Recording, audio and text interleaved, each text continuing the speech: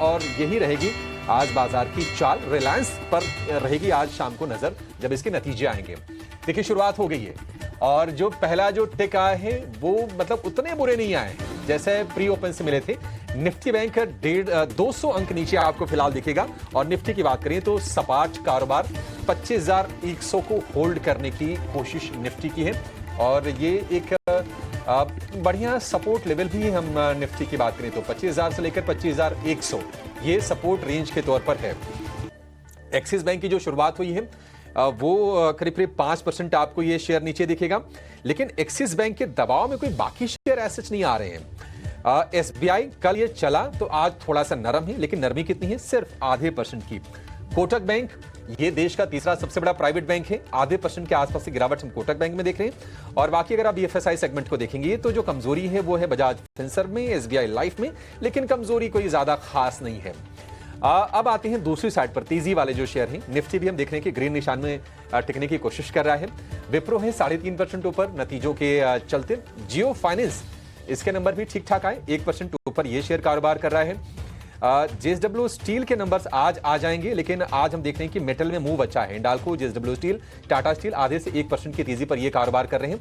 और आईटी में आज इन्फोसिस भी बाजार को अपना सपोर्ट देने का काम कर रहा है, लेकिन निफ्टी बैंक में गिरावट बनी है, फिर से बड़ी है और हम देख रहे हैं कि 56,500 की बेहद क्रूशियल सपोर्ट लेवल के आसपास निफ्टी बैंक आपको दिखेगा। 56,500 ये मेक और ब्रेक लेवल है, अगर इसके नीचे जाता है तो गिरावट थोड़ी सी और बढ़ सकती है निफ्टी बैंक में। हालांकि कल जो नतीजे आएंगे वो उन पर दारोमदार काफी ज्यादा होगा।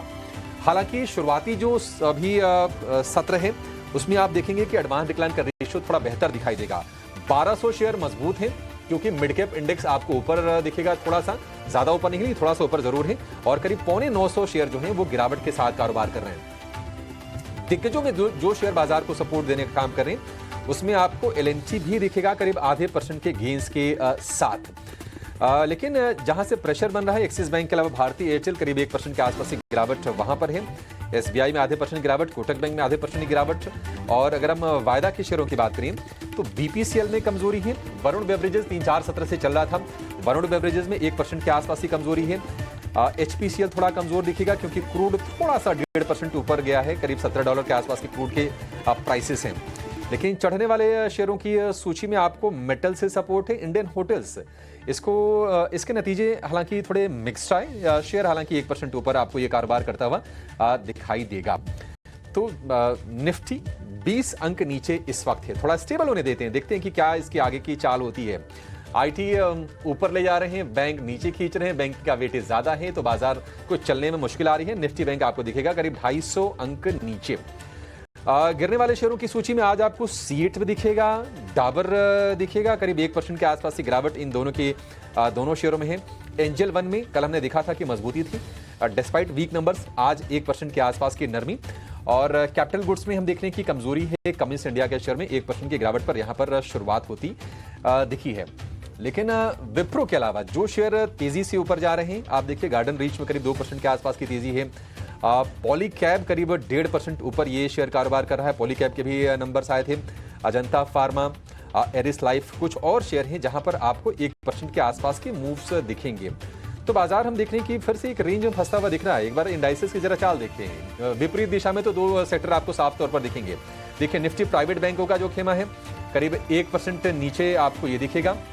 निफ्टी बैंक आधे % नीचे, लेकिन मेटल में करीब 0.25% के आसपास की तेजी है। आईटी में करीब चौथाई से लेकर आधे % के आसपास के मूव्स हैं। रियल एस्टेट शेयरों में भी तेजी का मोमेंटम बना हुआ है, कल भी हमने देखा था कि रियल्टी वाला शेयर खेमा ऊपर था।